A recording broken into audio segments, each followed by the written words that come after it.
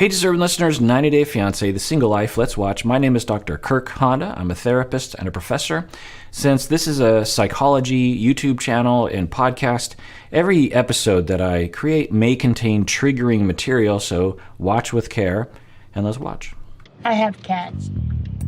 Want to see mine? This is Cookie. She's quite beautiful. No, that's okay. I don't need to see her. Oh, you're right. She's quite pretty. I get nervous and I talk and I gibber, and I don't shut up.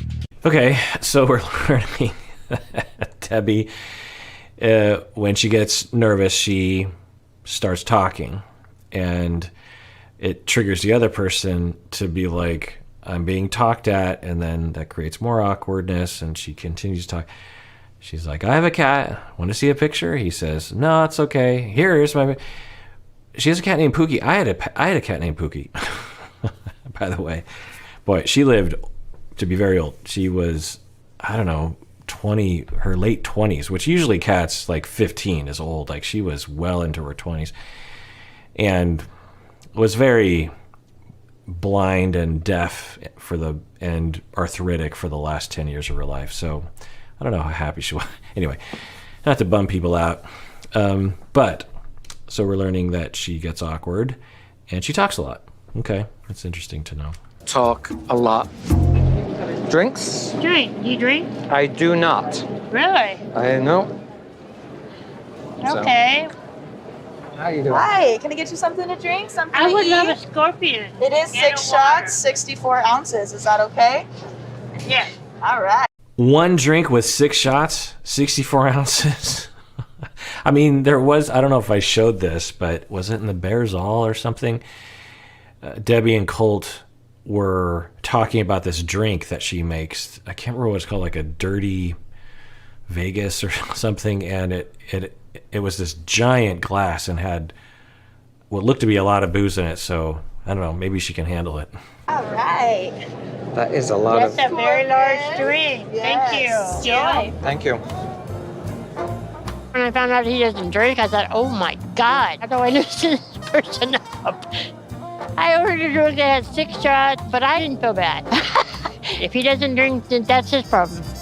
Okay, so, she looks like she's intoxicated. She doesn't look Jovi level intoxicated, but she's doing okay. It seems it does raise the topic, which I don't know if we've covered before, of first dates and alcohol, and how, or just dating and alcohol, and how for a lot of people, alcohol plays a pretty major role in terms of loosening people up, lowering inhibitions, making people more talkative, more relaxed, which obviously is helpful when you're awkward in a first date.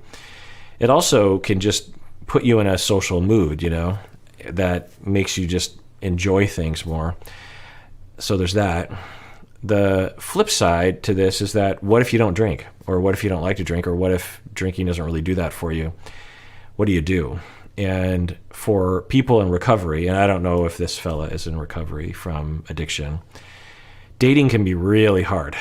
And optimally, really, you try to find other sober people, other people in recovery to date once you're, solidly in recovery. So, the first year they recommend you avoid relationships because they can be very triggering to one's relapsing in sobriety. But once you're in full recovery, you might want to find other people who don't use. Like I've been saying with Natalie, she doesn't want people who use drugs and alcohol. Maybe that's the first question you should, or one of the first questions you should ask, do you live in the middle of the woods and do you drink alcohol and are you a vegetarian and, do you have a high IQ? I don't know. But so, I don't know what's happening with Debbie and her date, but it does raise that. And if you don't want to drink, and many people don't, you deserve to live that life. And if you're okay with being with people who drink, that's okay. But if you're not, then that's also okay. It's also okay to say, I don't want to drink, the way that Natalie did. So that's what we're experiencing right now. The other thing is that another topic is how to get relaxed on dates, how to get in the mood, because you can you could lead yourself to water, but you can't, any analogy is breaking down, but you can do all the things, the Tinder and the whatever, and dress up and make the appointment with someone and meet up with them. But how do you get your body and mind and spirit and soul like involved in the date, And that can be a tricky thing for some people. So let's see how this goes. I am at that age now where, there's little blue pills. There's some guys who are in their 40s who need little blue pills. But I'm lucky that I don't need a little blue pill. So I'm hoping to be having sex when I'm in my 80s. Yeah.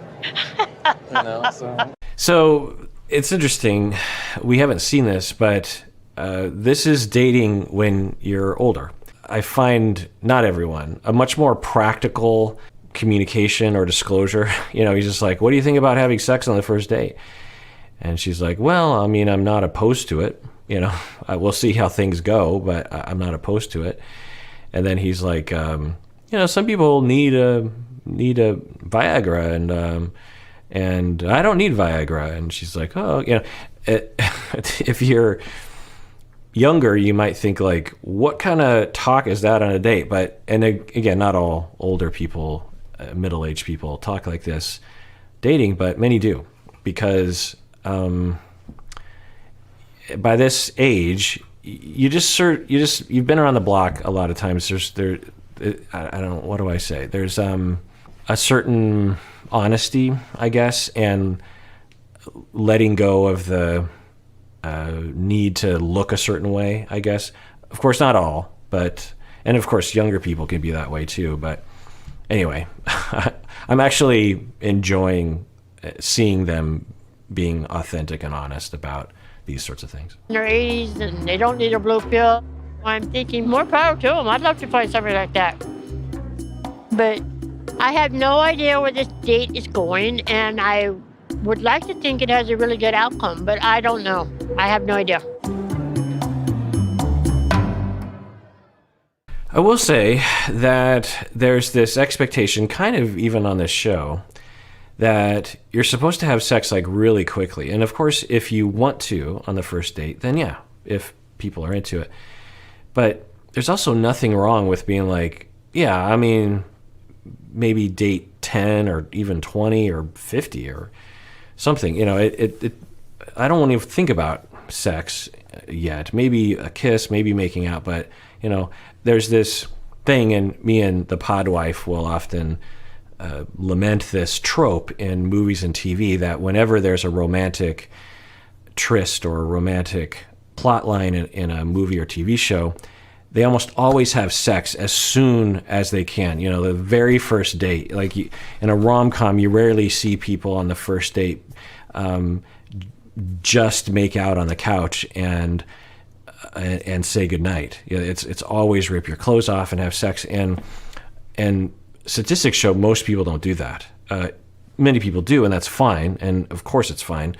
But most people don't want to. Most people are just like, no, I mean, that was great, and let's see how the next date goes. So this show, I just want to point that out, that the show seems to kind of be really focused on intercourse in a way that I find isn't necessarily reflective of reality. So did you have a good time? I did. I really enjoyed it. Good. How about you? I did. I do have to say that I didn't feel a love connection, though. Okay? Okay, so bummer for Debbie.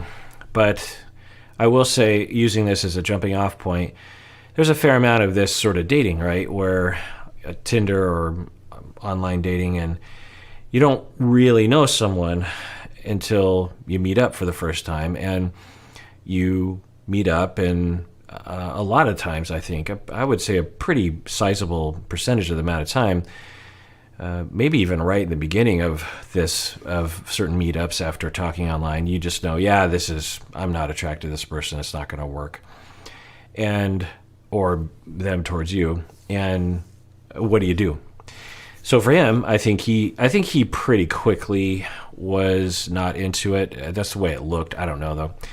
Anyway, and so upon saying goodnight, he says, yeah, I don't see a love connection. Now, maybe he'll say, but we can continue to date and maybe want to grow. I don't think that's what he's saying. I think what he's saying is, yeah, it was a great time, but I don't really feel a spark there. And that's a pretty good way to put it, right? He's not saying you're disgusting or I don't like this about you. It's just like, I'm just not feeling it. I'm just not feeling a connection there. I mean, I don't know what else he'll say here, and I think it's a good way. Now, there's other ways to do it. Like you might say, well, let's talk, and then later on you talk on the phone or something. But I think this is a pretty good way to do it. It's just like, just be upfront, just right up front, just immediately, might as well just get it out there. It hurts if you're Debbie, if you've been on the receiving end of that. It's going to hurt your feelings for sure. But, that's dating, right? And it's better to know in the beginning than otherwise. Yeah, that's okay. I understand. But, I hope we can be friends. Yeah, Like that. absolutely. Now that, if it's true, great. But a lot of people say that when they don't really mean it. And now sometimes you just say it because you're trying to be polite or something. But unless you really mean it, you don't really want to say that, because she could say, oh, okay, door open. And then she starts calling, hey, friends, let's hang out. And he's like, nah. Then it could be hurtful on another level, because it's like, well, I thought you said you wanted to be friends. It's okay to just say, yeah, you know what? I don't really feel a vibe there, and just leave it at that. Okay. Okay, drive safe. Good night.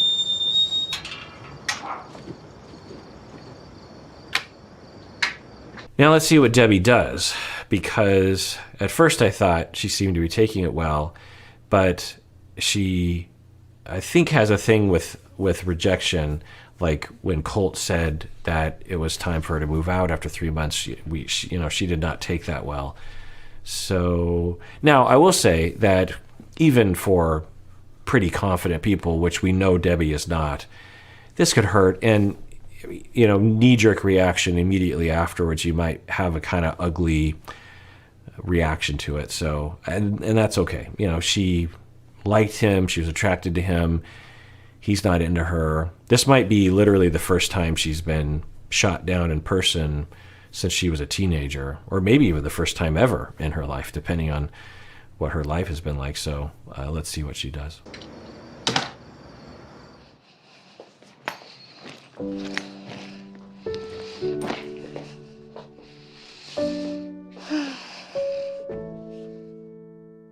I was not expecting him to tell me that we did not have any kind of a connection. And then also to have it on camera.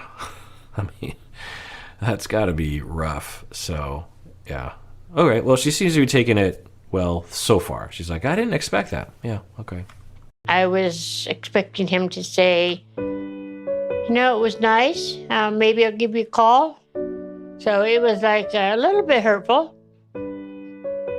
I am in the friend zone with him. I've never been in a friend zone with somebody I've gone out on a date with. So there's that phrase, and you'll hear me react to that. I don't know what she means by friend zone. Often it means things that I don't think are very fair or healthy. I wish people would just say, he didn't like me. I was into him, and he was not into me. This friend zone thing, it sounds like purposeful, like someone was like, ha ha ha, I'm going to put you in the friend zone. It's like, no. Another way to say it is, I don't want you in my romantic zone, because I'm not attracted to you. Like, it's a, hey, can I come into your romantic zone? And it's like, no, I'm not attracted to you. Putting someone in the friend zone, it's like, you were in the romantic zone, but I'm putting you in the friend zone. It's like, maybe you never were in the romantic zone to begin with. Anyway, this is a much bigger problem with men when they say friend zone. Listen to all my discourse on that. But anyway, yeah, so she also said something, and I didn't say this earlier, but it did occur to me that for some people, they don't want to be told in person. And this is why when people say you never break up over text, and you never, there's all these rules, and there are certain guidelines for sure. But some people, and maybe Debbie, I don't know if she was saying this, but some people would rather have you let them down in a different way. There's the direct, which most people agree is the most mature, which is say, hey, you know what, I'm not feeling it with you, and so I'm sorry about that, and see you around, and you move on with your life. We all understand that that's a possibility when you go on an online date or any date. And to think otherwise is to be delusional. But other people would rather have you say, hey, that's great, I'll go on a date with you, and then just never text you back. Or text you and say, hey, I'm not really into it. Because, you still feel the rejection and have been informed, but you don't have to have it happen right in front of you so that you're like, ugh. So I don't know if that's what she's saying. It's hard to know what to do in situations like this. What he did is probably the most fair, but you just never know what the other person would rather have. I don't want to be in their fucking friend zone. I want to be in their fucking fuck zone.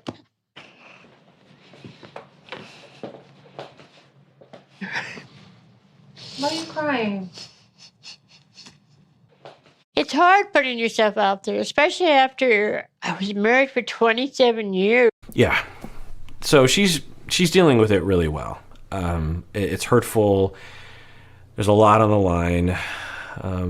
Particularly older people, I think there's a lot of will anyone want me kind of a thing, particularly when you're a woman, because a lot of men on online dating, and we have the data because these dating websites will publish their data, and men in their 60s, which I think she's in her 60s, will on average have a range of women that they're looking for, heterosexual men, from their 30s to their 40s. And so as a woman in your 60s, the only people that have you in their range are on average men in their 80s. And what if you're in your 60s? You don't want to date a man in their 80s. You want to date a man in their 60s. But like all the men of your age range don't want to date people your age. So I don't know if that's what she's feeling, but but she just got rejected, and it wasn't just this date. She probably was into him for a while. She was like, oh, I have this date next week, and then you get rejected. It hurts. And all the meaning and all the implications of that, it's like, will I ever be able to find someone? What's happening? And then, of course, whatever kind of rejection traumas are being triggered. I'm 69 years old, almost 70 years old, and it's like, is it worth the hassle? I mean, I'm happy in my life. I have my cats. I do what I want. I have my friends. Is it worth breaking my heart to find somebody to mend my heart? I don't know. Yeah, it breaks my heart to hear her. It's like, I'm 69. I like my life. I like my cats. Is it worth all the trouble? I think anyone of any age asks themselves this question when there are negative dating experiences, of which there almost always are. If I were her friend, I would say, prior to the date happening, I would say, look, it sounds like you're into him, but don't have any expectations. He might not be into you. You might not be into him. Just go on the date. Don't get too expectant of anything. If things work out for a second date, then great. But just one step at a time. A lot of people in this situation, for I think obvious reasons, they really project into the future. Like, he's great. He has a great accent. He's funny. I want to have sex with him, and he likes me seemingly, and we're gonna live together for the rest of our lives, and I'll never have to date again. And you want to get out of that kind of story writing, because if it doesn't happen, which it often doesn't, then there can be a huge loss. Not only the loss of being rejected, but also the loss of this future that you've been writing in your head in a desperate manner. Just a lot of people do that when they're dating, and I've had clients going through this, and I really talk with them about just one step at a time. One step at a time. What are you doing tonight? I'm going on a date with someone. Just concentrate on that. Don't think about the future. Don't think about a second date. Don't think about marrying this person. Don't think about what if this doesn't work out. Just one step at a time. Enjoy it. Have fun. Even if they reject you at the end of the night. Like, have a good time. You're socializing. There's this kind of locked in mindset that people get. It's just like, if it's anything other than this path, it's worthless for my time. Instead of like, hey, I could enjoy this process a little bit, or at least part of it. Having said that, dating can be very demoralizing, and there's no way around that. And so, obviously you're going to have a lot of feelings. There's going to be a lot of pain, and you need a lot of support. And so I'm glad that she's able to talk about it.